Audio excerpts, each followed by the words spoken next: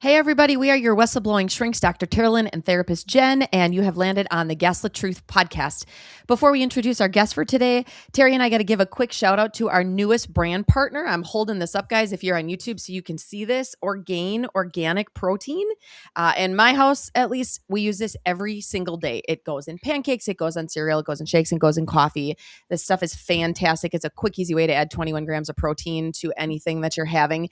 And guys, shocker, why are we talking about this? Because protein is needed for neurotransmitter production. That's how amino acids are formed. And this is the brain health piece of this, guys. So make sure that you get to our show, check it out on YouTube, visit the link that's in the description, and get yourself a nice little discount on this stuff.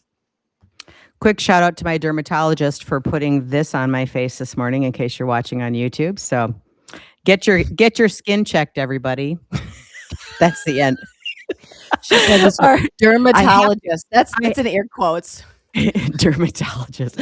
I have to shout it out because inevitably somebody be like, "What happened to your face?" And I'm be like, "I'll just point it right out anyway." Okay. So I'm super happy. I'm going to look great after this.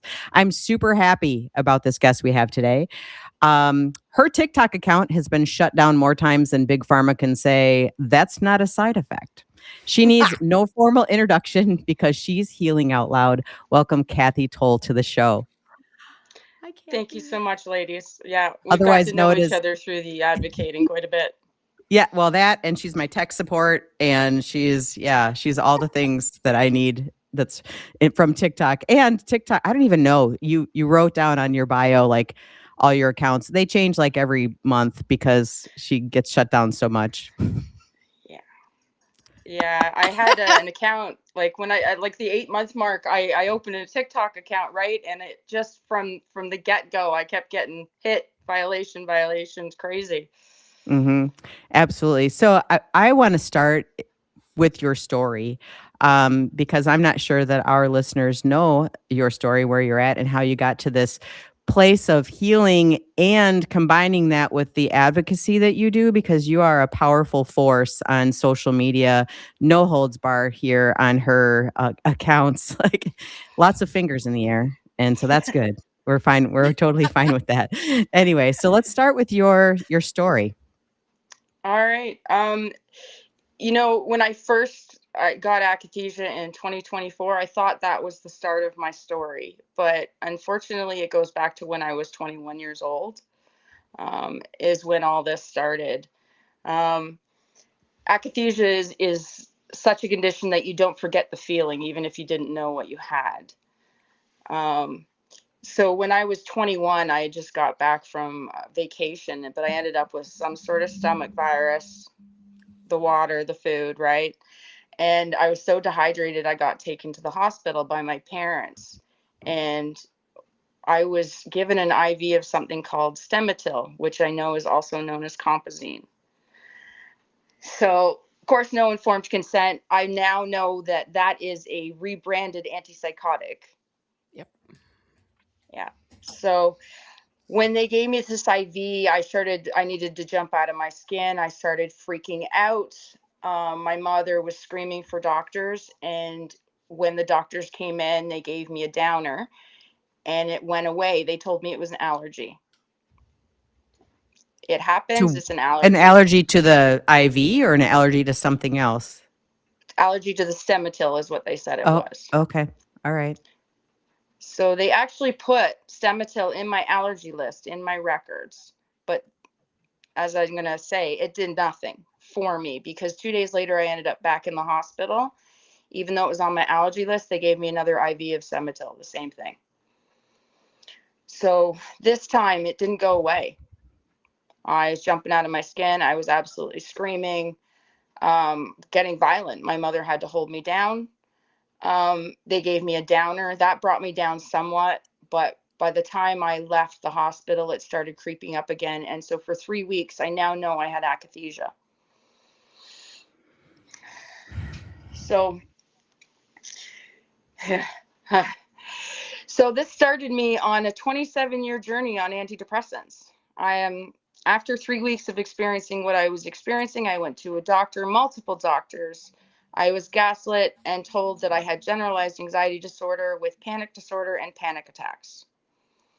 that it was all mental health. It had nothing to do with the IV. And then for a year, I was put on clonazepam, and that also started me on SSRIs, antidepressants, for 27 years for something that was an adverse reaction. What was supposed to be the function of that IV medication in the first place? Like, what was it supposed to do? Go ahead. Sorry, I was told it was an anti-nauseant. Okay. Interesting. Okay. Interesting. I can't skip over the fact that it was on your list of allergies and it was given almost immediately. Like, I don't understand how that happened. Because that's not something you would even know. I've been in the hospital, and when they give you an IV, like they kind of tell you what it is. Like, but if you're in a state of, like, I don't know, whatever state you're in, you're not really listening too well about what they're putting in. So you really rely on them to know your allergy list, even though it was only 3 weeks later, or not even 3 weeks later that happened. My timeline was screwed up. Yeah. So I was given the IV, right? The first time I had the reaction. It was only 2 days later that I went back to the hospital again. And then I was given it again. And yeah, I was told it was an anti-nauseant. And there was nothing else said about that. And I didn't know to question. I hadn't eaten in a week. I wasn't in great shape. The frustrating part is when things are thrown in the bucket of mental health. And as you're talking about this, and I'm like, yeah, of course you were anxious. I would have been anxious too. Like there's a lot of things, like when you're going through these things, your body reacts in certain ways, but we're not talking about anxiety in the way of like, I'm anxious about life. This is a reaction that your body had that was out of your control that feels like anxiety too. It really does. Like there's a lot of mirroring to that. Right. So when you describe it to somebody who doesn't know what akathisia is, it sounds like anxiety. Yeah. And I distinctly remember my female doctor saying, oh, well, it's a good thing that you've come to me, because she did what is it called? When they do their major, she did her minor in psychiatry, I think it was. And I remember her saying, I recognize anxiety. I recognize generalized anxiety. So I'm going to help you. So I distinctly remember her saying, I can't remember if it was psychiatry or psychology, but probably psychology. I'm sure it was one of our own. I'm sure it was one of our own. And how there is absolutely no evidence behind that. Like, what a subjective statement.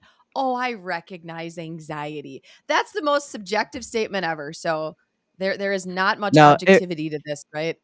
Well, it reminds me of people that come in and they're like, I have a bachelor's degree in psychology. So, okay, good. If I hear one more person, what is it called, indoctrinated, throwing their degree in my face, under my social media, under my videos, like, oh yeah, I got a nurse yesterday that told me I'm an educated nurse, and that my relationship with my daughter must be because I'm some sort of narcissist and I ran her away. Like, just real educated. Oh, like, my shut God. the fuck up. So I was pissed. So what we're going to jump around a little bit here, Katherine. I'm curious, and I know our listeners are curious too. What the hell is it that you are posting about your life and your journey and all these years of being gaslit by providers that is shutting you down on social media? Like, what is it that's so damn controversial that you're putting out there that TikTok's like, nope, fuck you. Like, what I don't even know anymore, because I literally short form everything. I'm always talking to Dr. Teralyn. I'm like, how did you get away with that video? Because she put the word big pharma in there, or she put a full medication name. And I'm on there and I'm trying to list 12 medications, and I've got to go VEN star. Or, yep. She does. Yep. It's really cryptic. Like, she writes it so cryptically, her shit gets shut down. I write sertraline /Zoloft. No shutdown, no marks. Yeah. I mean, my last account, like, I was getting hit by trolls, but my last account got hit because I shared a post from CCHR. Yep. Onto my story, and I also duetted it, which Dr. Teralyn, you did the exact same thing. Yes. I got on last strike and couldn't use my account for 106 days. Right. I don't know. The only thing that I can think of is that Canada. Yeah, sure, Canada. Canadian. We'll blame I don't Canada. know. It's Canada. Oh, you didn't just say that. Remember, I have a place in Florida, so those That's Canadians, they it. come to Florida a lot. Yeah, they do. Terry's got some biases about the Canadians. I don't. God. Don't start No, that. Oh my God. it is interesting, Kathy, because I've watched your stuff. I see Mhm. your things, and I'm just like, well, God, I mean, I put stuff out. Terry does too. We do this. We even do this on the show. So I'm going to like throw ourselves out. When you look at the deliverables for the Gaslit Truth podcast, when we write these, it's got the full name. Like the show that's coming out, like came out last week, says Lexapro on every single deliverable. Yep. You know, Not on TikTok. So- We don't really put it on TikTok though, or on Instagram and Facebook, maybe that's it. which might be different. I don't know. You haven't had as many problems on Facebook, I don't think, I am. as TikTok. Funny enough, I got a violation last month on Facebook for sexual solicitation. Oh. So who's after me? What were you doing? Nothing. I was literally doing this. Yeah. What the heck? Before All we right. started, Kathy wants to know. She's like, "Is it okay if I like swear or flip off pharma during your show?" I'm like, Please, really? it's your signature move. The finger. Like, the finger this should is have what its you do. own page. This is what Actually, she does on, it's your on her signature stuff. move. Like, Yes. I've okay. done it so much I've got to wrap my hand now. Oh my God. She can't help herself. She needs a splint. So Split her hand. Kathy, can you tell our listeners, right? Like, so from start, give us this time frame. So you started on, it started with some anti-anxiety medications. There were some benzos that were put in there, and then it started an SSRI journey of how many years? So almost 27 years. So I was started on Zoloft, and then I went to Paxil, then I went to Effexor, then I went to Citalopram, which is the Lexapro. Like one after another. So when they moved you to a different one, what was that like? Just stop this one and start this one? Exactly what it was. And actually the akathisia, I now know the akathisia would burst through every time I switched over meds. And I was still told every single time it was mental health. Anxiety. Something that really got me over the decades was the Diflucan. That almost killed me. Taking that because that's an antifungal for women, right? And for infections and stuff like that. So every time I would use any of those products, the akathisia would burst through for days. I'm talking 3 or 4 days, no sleep, full on movement. I can't stay still. And every single time I was told it was mental health. I now, looking back at the connections in my life, I can't help but be pissed. Mm. You know. So when did you get to the place of understanding what all this was? 2024, the 5th month. I was kind of jumping forward a little bit, but yeah, in 2024, I fell into I call it acute akathisia. It was 24/7. I was in it for 8 months, but I didn't know what I had for the first 5. How did you fall into that acute akathisia? Like, what was going on? If there's ever a question that I'm asking and you're like, I don't want to answer that, just say that. That's totally fine. Oh, I think you know me by now that I'm going to be like, nah, I'm walking away. Yep. If you walk away, you walk away. That's fine. And she's gone. Yeah. Okay, goodbye. I usually come back, so don't worry. Yeah. We'll wait for you. Yeah. 2023. So my downfall was getting diagnosed with ADHD. Interesting. That was the straw that broke the camel's back, right there. Yeah. Okay. I was on high dose Zopicon, high dose. I mean, and so 2022, I think it was actually, I got diagnosed with ADHD and I got put on Vyvanse. Oh, God. So I was told by my doctor that I could just switch.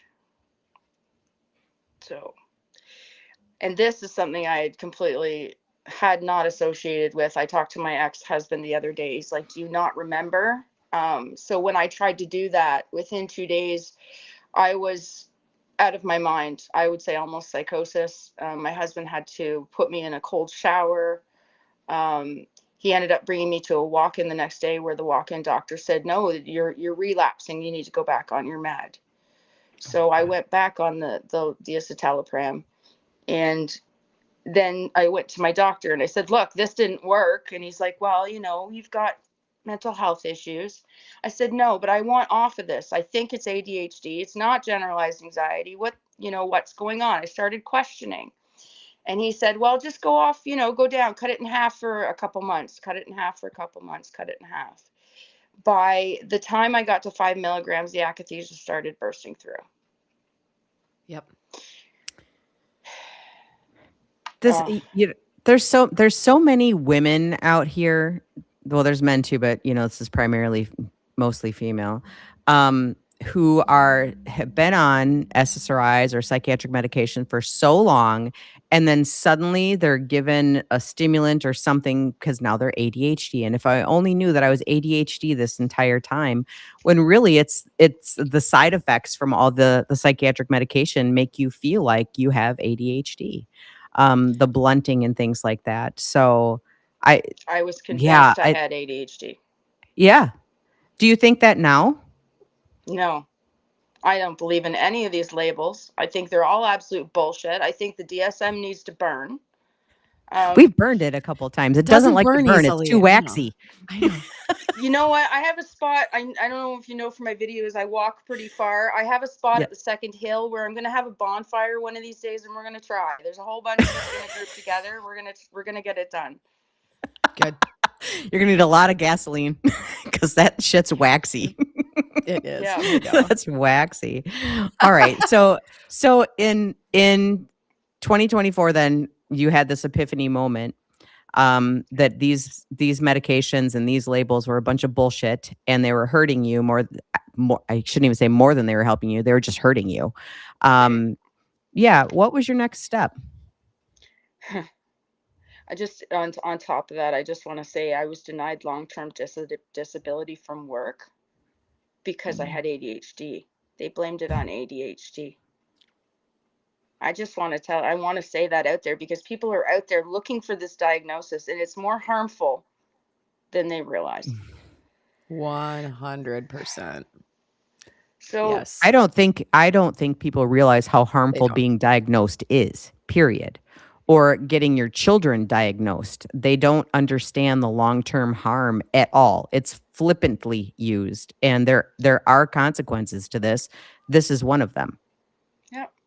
And ADHD to me is they're just labeling a different way of thinking. If this wasn't, I think this was medication induced for myself, but I think ADHD, it's just a different way of thinking. It's a way so they can medicate you. So what if you can't match your socks? It's not a big freaking deal. Which have you seen my videos? I never have matching socks on, and people have commented. I don't get it. The people are trying to look out for you, Terry, and they are worried about you. And oh my God, look at her. I've been told I probably am autistic online. Like people have come on and said, "I think you're autistic." I'm like, okay. Yeah. So you questioned the labels. You questioned the medications. You got to a space there where you're like, something's not right. So this is almost like when we always say on the show, we're like, now we're getting curious. We are getting curious about a whole other side of this, that even though the rest of the world around me is telling me there's nothing else to think about, you realize, no, there is actually. So where did this take you? So I didn't actually figure out what I had till the 5th month. And ironically, sorry, my headset's trying to run away on me. And I found out through a TikTok, of all things. I saw a doctor. It was an old TikTok. I don't even think it's a monitored account. And he was talking about akathisia, and I absolutely knew what I was dealing with. And from there, the epiphanies, the connections over the past 26 months have not stopped. I still keep finding connections in my life, right down to when I was a child, with reactions to medications. I'm done. I'm done with the labels. I'm done with any doctor telling me this is what's going on with you. I tell them now. If I have to see a doctor, I will go in there. I will do it for what I need and deny the rest. You can non-compliant my ass all you want. I'm there to get what I need, and that's it. So I don't know if I should tell you guys this. I did go to a doctor the other day. I wanted to get my vitamin testing done. So And did you have to convince them to do it? So I did fire my first GP eventually. I did fire my second GP eventually. Are you allowed to do that in Canada? Like, is that an easy thing? Because I know your healthcare is very different. It's a crapshoot because there's no doctors, right? We have a huge. They all would go to the U.S., right? They get paid more money, so all of our good doctors go to the U.S.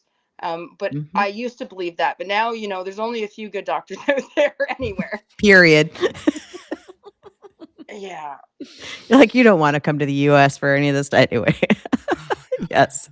Where was I? I got to just firing doctors. Firing doctors. Yep. Oh yeah. So one thing in acute, I mean, I was down to 90 pounds in acute. I'm 5'7". I was originally about 145 pounds. I went down to almost 90 pounds.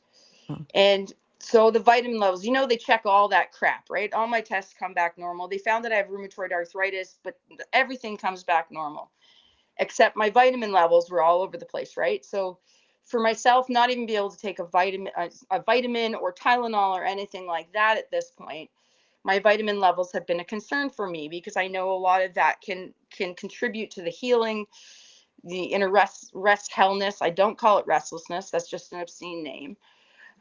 So at a year out, I went to a second doctor and I got my vitamin levels checked. I also fired him after that because he tried to make me antidepressant resistant label.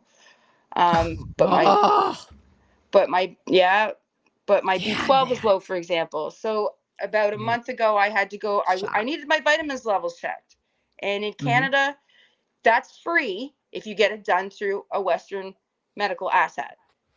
Okay. So I had to go for the one appointment. I went for the second appointment. I got offered 7 medications, guys, in 2 appointments. 7. Psych meds or something else? There was, Cymbalta, prednisone, because I have back issues and stuff like this. She's looking at my records. There was 7 medications. She wanted to give me vitamin D shots. I'm like, I walked into this appointment and said, I don't want anything. But I got the line from her. Yeah, I got the line from her. Well, I don't know what you want me to do for you then. I've had that. Boy, does that sound familiar.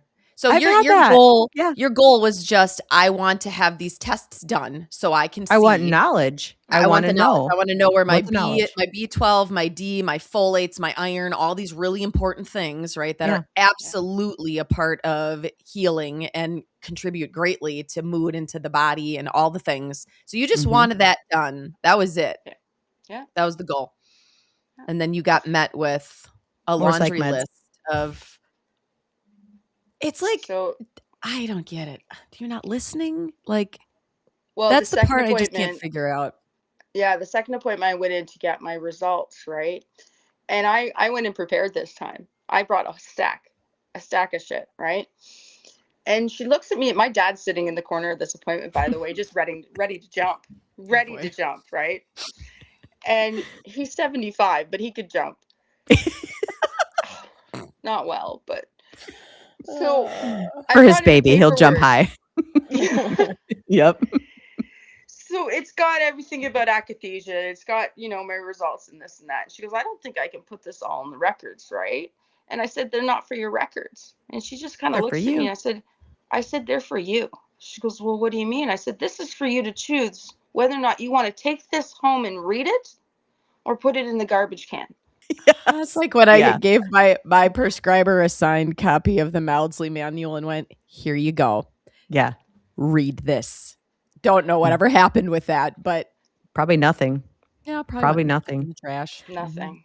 So, I always tell people when you're a hammer, everything looks like a nail, right? So she was, but my bigger question is, what words do you recall saying that she was giving you more psychiatric medication? Because I had one word, but I want to know the word that you said that maybe triggered more psychiatric medication. Did you remember saying anything, or was that just From for? this woman?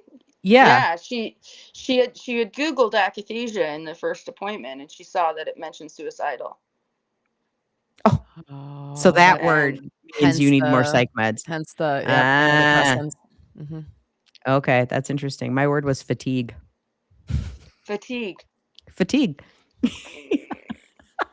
When you're saying this, I was like, well, damn, that's the last time I went to the endocrinologist because I was fatigued. And it came out, she offered me 3 different psych meds, a stimulant, a sleep aid, and an antidepressant. And I looked at her and I said, but I'm here for my thyroid. And she goes, well, you're not going to take these meds? And I said, no. And she goes, then why did you come? It was like the same thing. Yeah. Yeah. It's And I was like, and because I this wanted answers. That's why. Yeah. Like I just wanted and knowledge. that's what I said to her. I said, I want to know what's going on in my own body so I can naturally figure it out. Like I even explained to her, I said, look, I had a huge B12 deficiency. I probably had it the entire time I was on those antidepressants, right? I Probably. know that really drags that.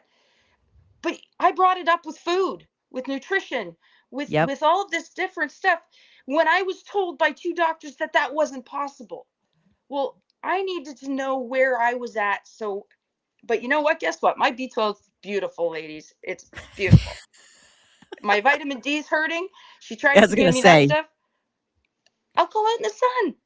Yeah, I'm gonna go you're stand from Canada. outside. It's likely that your Oh my vitamin D will be God. terrible because everybody from Wisconsin Right. is, and we're pretty north too. So yeah, it's pretty awful. Mhm. Yeah. Yeah. I'm Pretty going to go awful. outside. It's pretty simple, actually. I'm going to go stand out at the first morning sun, and I'm actually going to take sunglasses off and look up Yeah. for about 5 to 10 minutes. This is what you want to do, guys. By the way, if you want to up your vitamin D levels in the body, don't burn your cornea looking at the sun, but you literally go outside without sunglasses on and look up toward the sky and spend 5 And to 10 then minutes. you're going to First- spend time in the Yes. dermatologist office getting things, Yeah. lasered off your face. First- But First morning light, because that will also help you reset your circadian and ultradian rhythms in the Yes. body. And there's a quick little tidbit of knowledge. You don't need a fucking SSRI to do that.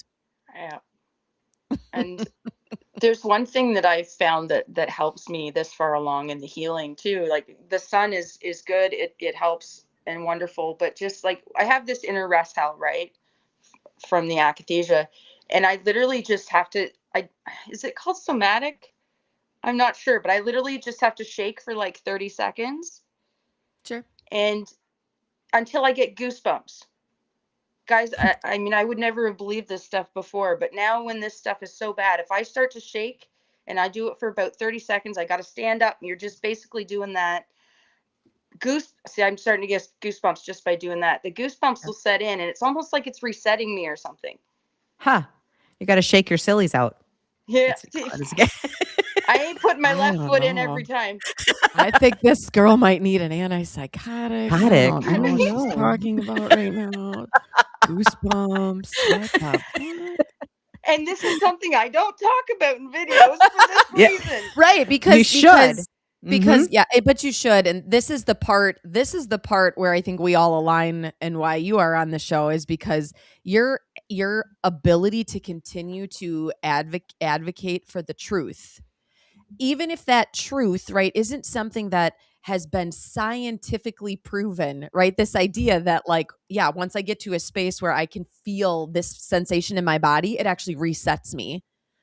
Every Western medicine doctor is going to go, she crazy.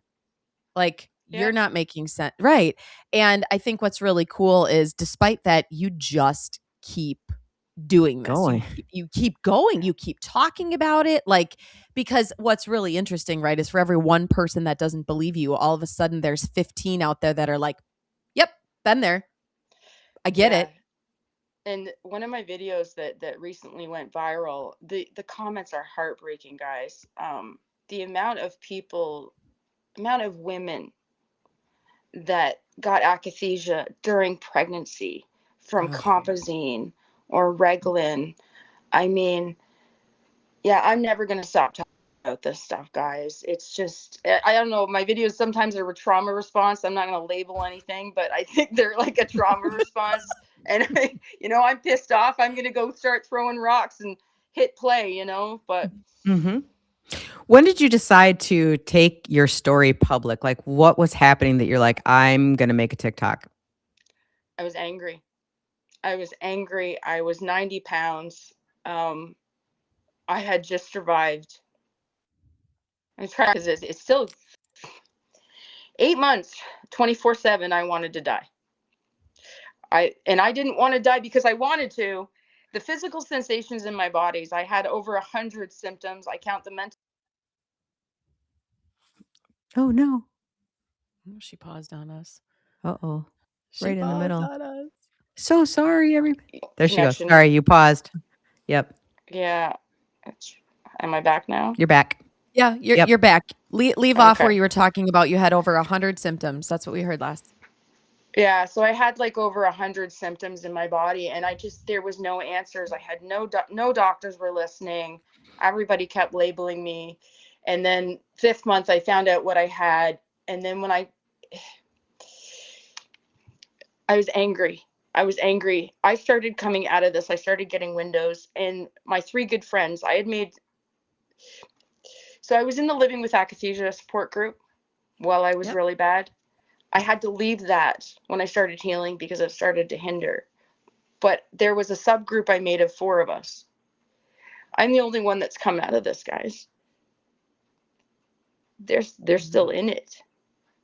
And I was not only angry for myself, I was angry for everybody else. And I've lost multiple friends. I've had goodbye messages, and they've said, please promise me you'll get it out there. This is an anxiety, depression. I have one friend that is currently sanctioned right now, force medicated. I have one friend that is on the verge of that and being force medicated at home. I'm angry. It is beyond humane what is happening to the population. People think that there's a choice in this, and there isn't for a lot of people. So something has to change. There needs to be crisis lines that know what akathisia is, so they don't force medicate you. There needs to be first line recognition of what akathisia is, so we stop getting polydrugged, so we stop getting thrown on benzos and get thrown into bind, so that rather than your akathisia journey may have been 3 months, now it's 3 years, now it's 8 years. I'm pissed. That probably explains it. No, I remember some of your very early videos because you had short hair. Your hair was, you don't even look like the same person anymore that you looked back then. And I remember seeing you on there too. And I think you just did a recent video that you had some like memory shots like of your younger self. And then I remember seeing the video of you with the very short hair. And that, I believe that was my introduction to you. And I thought, who is this person and what are they doing? Like, like all of that stuff started happening. And then I realized what you were doing was, at that time, you were suffering because you still were, so I'd say very early in your healing journey. And then I thought, wow, she's still out here doing all this, though her pain is severe. And like the inner drive to tell people, not just for you though. That's the thing. Like you're not telling people for you. You're telling people for everybody else.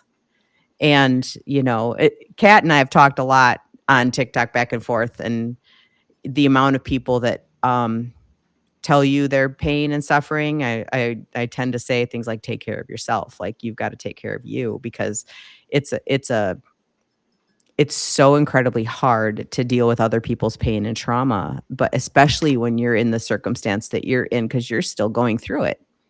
And I think that's the most profound thing about you. That's what I admire the most. Mm-hmm. It's just, no, thank you. It's just the boundaries through this, like coming out of this and then first making videos, I didn't have any boundaries. I was talking to 10, 15, 20 sufferers a day. Mm-hmm. And then I have to create new boundaries. I have to leave the support group and create new boundaries. But then people say, protect yourself. Like you say, protect yourself. But I find that I keep having to make more boundaries. Yep. I keep having to pull it in. When I think that I'm okay and I'm safe, they come in even further, and again and again. So, yeah. Well, I think people come close when they know that you're suffering, and they also see that you're starting to heal, right? When you talk about your windows and your waves and things like that, like you're a beacon of hope for many people. And so then they get closer, right? And then when people get closer, they share more details of their story or more details of their pain. And that is a really difficult place to be. And I think it might be easier for Jenn and I only because of our training and where we used to work and all these things to establish that type of boundary than it is for, no disrespect, the lay person who hasn't, been in that type of circumstance like that. However, you're there. Like the amount of secondary trauma that you endure just from listening to other people's pain is profound. And that's why I tell you, take care of yourself, right? Yeah. So because your healing also is paramount. Yeah, right. It's a weird reality to wake up to multiple messages of people wanting to leave this earth every day. But I am healing, and that's another reason I continue to make videos, because I want people to know we can survive this.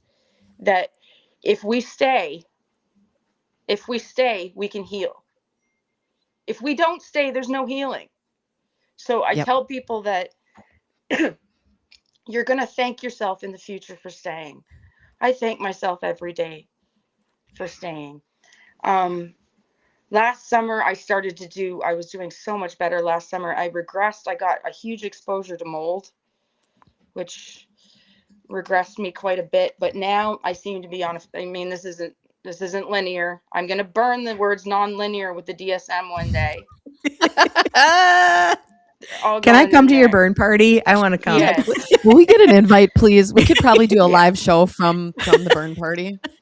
I'll make like a little map with crayon so you can find like the second hill and like the X and the okay, got it. I'll draw the little DSM with flames. Yes.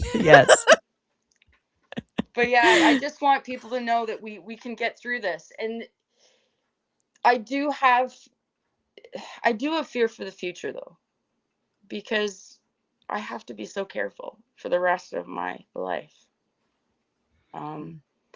I have chronic illness. I have pain issues. I was a pain patient. I can't take anything now. So the future's, but I'm going to be here and I'm going to be feeling it. And that's all that matters. And after 27 years, guys, I'm feeling.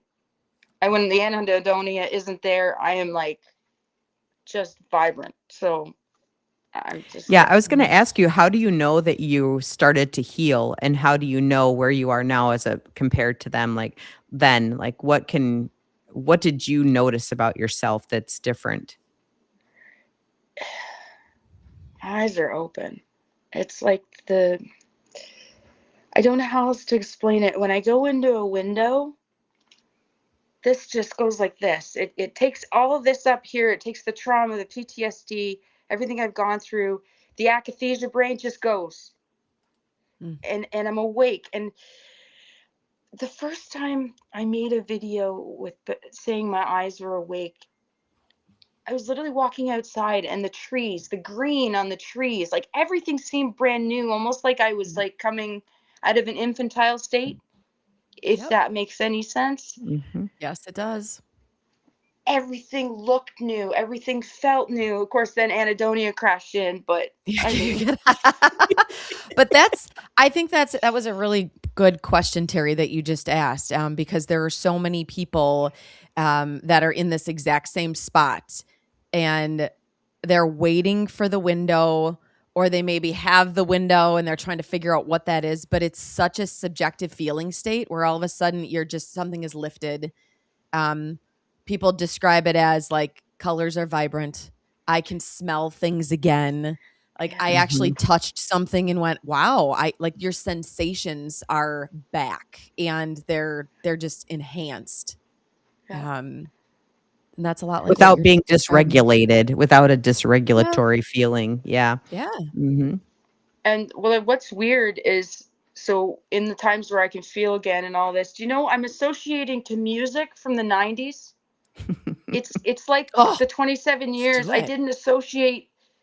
None of the music, none of that stuff got in here. Yep. Mm-hmm. Could it? It's like I'm starting again from where I was 21. It's yeah. Don't tell a doctor that. Oh, jeez. She's going to walk in with her new... I'm writing a note now, so you know. She's going to walk in with her New Kids on the Block cassette tape and be like, do you know how cool this is right now? Can you do a video with New Kids and a shirt? Please. Got her Ice Baby t-shirt on. And yes, she is. Good one.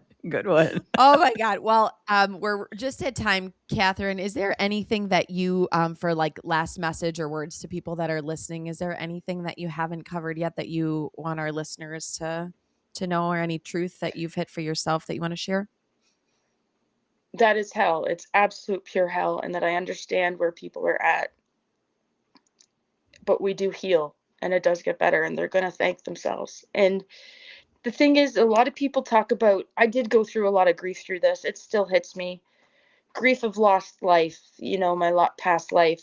But the thing is now, I'm grieving the fact that I'm not in my future yet. I'm looking forward to my future. I want to be there now. I know it's going to be better. It's going to be feeling. It's going to be alive. So I still got like one foot on each edge of the void, right? One's in Akathisia, one's in my future. The days where I get hit with the really bad emotional waves, I'm not crying about the past anymore. I'm crying because I want to be out of this and I want to be in that future. So I love that.